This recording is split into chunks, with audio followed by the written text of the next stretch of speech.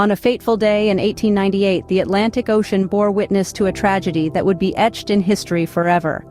A French liner, La Bourgogne, set sail on a voyage that was destined for disaster. Renowned for its speed and elegance, the ship was a symbol of pride for France.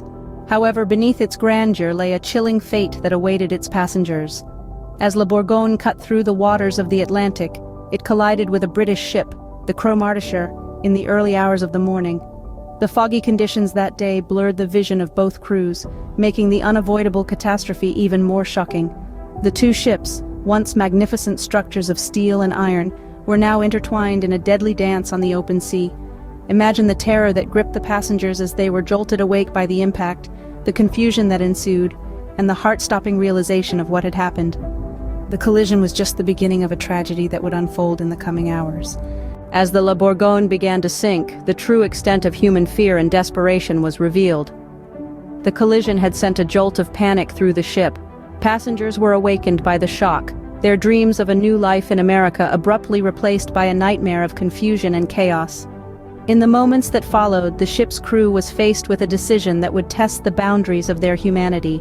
As water began to flood the lower decks, they made the unthinkable choice to abandon the passengers and save themselves. The crew, driven by fear and self-preservation, disregarded the maritime tradition of women and children first. The corridors of the ship echoed with the cries of the terrified and the desperate.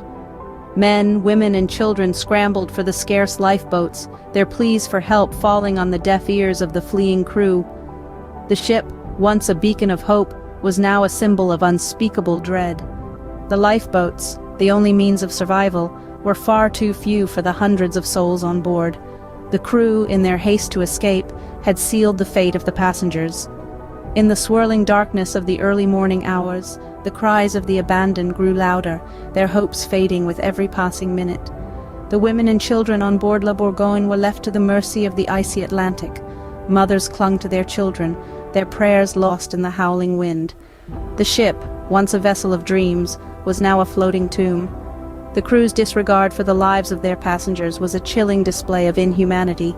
Their decision to abandon the women and children was a betrayal of trust, a violation of their duty. They had chosen self-preservation over the lives of those they were sworn to protect. In the space of a few hours, La Bourgogne had turned from a vessel of hope and dreams into a floating nightmare. The dreadful aftermath of the collision was a stark reminder of the fragility of life and the depths of human fear and desperation. When the sun rose on July 4, 1898, it shone on a scene of utter devastation.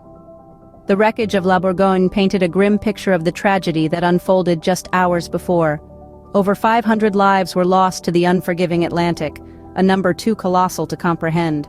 Among the survivors, a mere 70, the chilling tales they told were of a catastrophe amplified by cowardice and disregard for human life. They spoke of lifeboats hoarded by crew members, leaving a heartbreaking majority of women and children to face the icy waters with little hope for survival. The horror of that day wasn't confined to the sinking itself. It was the abhorrent abandonment of the most vulnerable, the women and children, who were left to perish in the cold, merciless ocean. The tragedy of La Bourgogne was not just the sinking, but the shameful abandonment of those most vulnerable. The sinking of La Bourgogne was a wake-up call to the world. This tragedy sparked an international outcry that reverberated across the globe, forcing society to confront the harsh realities of maritime safety, or the lack thereof. Nations across the world were shocked into action, leading to significant changes in maritime safety regulations. These changes were not just a response to the disaster, they were a commitment to ensure that such a horrific event would never occur again. The new rules prioritized the safety of all passengers, regardless of gender or age, reflecting a shift in societal values. The protocols established in the aftermath of the disaster are still in effect today, saving countless lives every year. The story of La Bourgogne is not just a tale of disaster, but also one of change and progress. It stands as a chilling reminder of our duty to protect the most vulnerable among us, a lesson learned at a terrible cost.